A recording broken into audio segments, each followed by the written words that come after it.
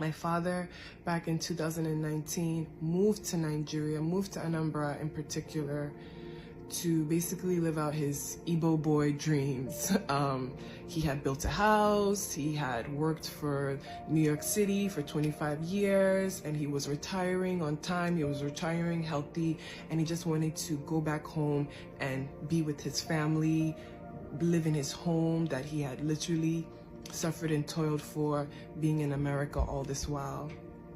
I respected it, and I felt like him moving to Nigeria would obviously, you know, create a new chapter in his life, especially after retirement. And so we welcomed it with, you know, open arms, and I was literally there to send him off when he was flying. And after that, you know, my dad kept in touch. He would call once a week, call for birthdays, call for Christmas, call for holidays. And it wasn't until the end of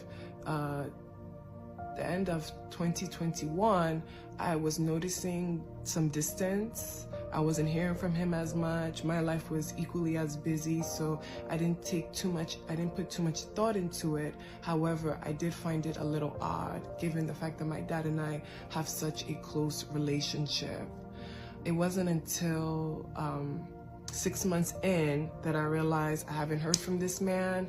I would call him, I bought him an iPhone, I would call him with the iPhone, send money for credit. Meanwhile, my dad is on retirement. Money is not his problem.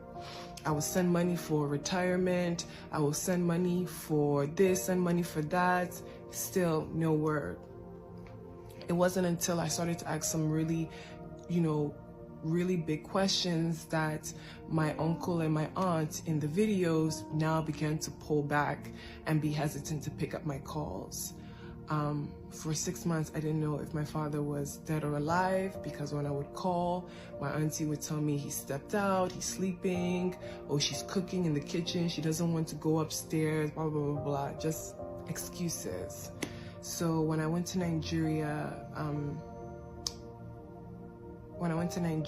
the Holy Spirit told me, it's time that you check on your dad and you see the physical state of him and make sure that he's okay.